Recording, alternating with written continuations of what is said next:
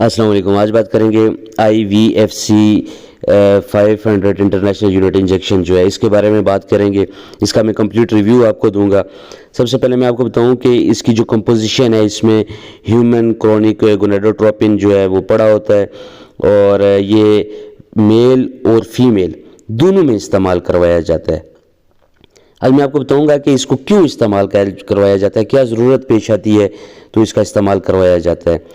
Galaxy pharma जो है वो इसको मैन्युफैक्चर कर रही है और मेल फीमेल दोनों में यूज़ होता है। यूज़ किस लिए होता है? इनफर्टिलिटी के लिए, बांझपन के लिए इसका इस्तेमाल करवाया जाता है ताकि प्रिवेंट किया जाए इनफर्टिलिटी को, बांझपन को ख़त्म किया जाए, इसलिए इसका इस्तेमाल करवाया जाता है। अब बात करेंगे कि मेल में इसको क्यों इस्तेमाल करवाया जाता है। मेल में एक कंडीशन होती है क्रिप्टोचाइडिज्म। क्रिप्टोकाइडिज्म ये चीज़ होती है कि इसमें जो टेस्टिस हैं एक या दोनों, बाज़ दफ़ा एक होता है और बाज़ दफ़ा दोनों, ये बैकवर्ड चले जाते हैं, ऊपर की तरफ चले जाते हैं, पीछे की तरफ, अपनी जो ओरिजिनल पोजीशन है उससे हट जाते हैं और अचानक जो है वो एक टेस्टिस जो है वो ऊपर चला जाएगा या पीछे चला जाएगा, जो स्कोटम होता है उसमें मौजूद नहीं होता है। तो इस कंडीशन में जो है जो IVFC इंजेक्शन है वो इस्तेमाल करवाया जाता है। मैं एंड पे आपको बताऊंगा कि इसको कैसे रिकमेंड किया, अगर ये कंडीशन है तो कैसे रिकमेंड किया जाता है, आपने कैसे इसको यूज़ करना है। दूसरी कंडीशन की तरफ चले जाते हैं, एजोस्पर्मिया और ओलिगोस्पर्मिया।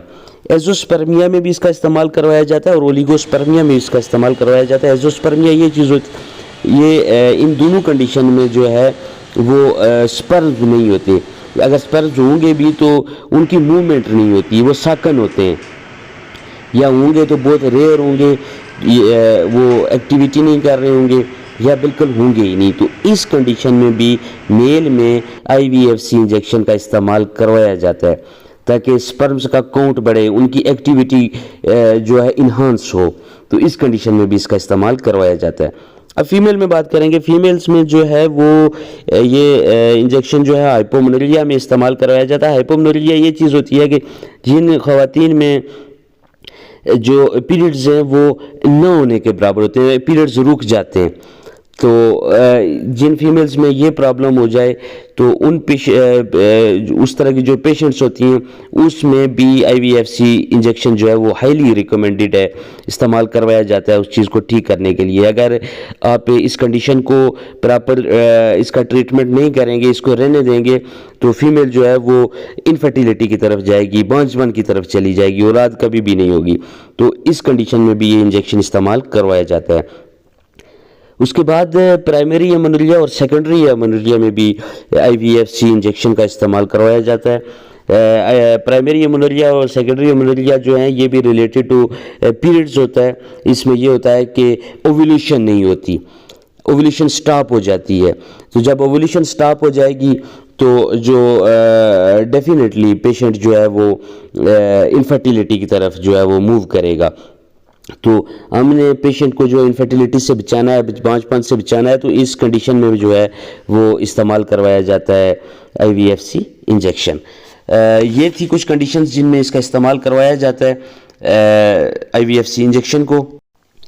अब ये है कि हमने इसको यूज़ कैसे करना है। यूज़ इसका जो है ये है कि अगर आप मेल में इस्तेमाल करवा रहे हैं, अगर टेस्टिस जो है वो मूव बैकवर्ड और अपवर्ड, अगर इस कंडीशन के लिए आप इस्तेमाल कर रहे हैं तो एक इंजेक्शन जो है वो एक मंथ में एक बार लगेगा और 4 इंजेक्शन लगेंगे 4 महीने में, तो ये प्रॉब्लम जो है वो क्योर हो जाएगी।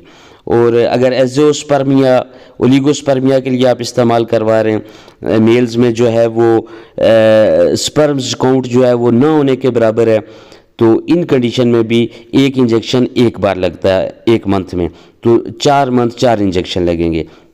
फीमेल में भी जो है वो अगर मेंसेस स्टॉप हो जाएं तो उसमें भी एक मंथ में जो है वो एक इंजेक्शन लगेगा, उसको भी जो 4 इंजेक्शन लगेंगे। तो ये जब इंजेक्शन लगता है तो उसके बाद ये ओव्यूलेशन करवाना शुरू कर देता है और उसमें ज़्यादा प्रेगनेंसी के चांस होते हैं। जो बेलाद जोड़े जो परेशान हैं तो वो इस इंजेक्शन का इस्तेमाल करें।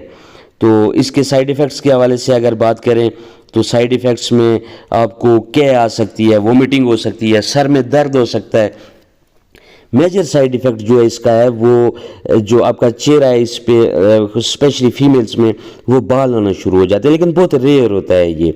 उसके बाद नींद जो है वो आपकी डिस्टर्ब हो सकती है। तो ये इस तरह इसके कुछ साइड इफ़ेक्ट्स थे। होप ये आपको वीडियो अच्छी लगी होगी। वीडियो अच्छी लगे तो मेरे चैनल को लाइक करें, सब्सक्राइब करें, बेल नोटिफिकेशन ज़रूर दबाएं ताकि आने वाली वीडियो आपको बर वक्त मिल सके। मुझे दीजिए इजाज़त। अल्लाह ने की बात।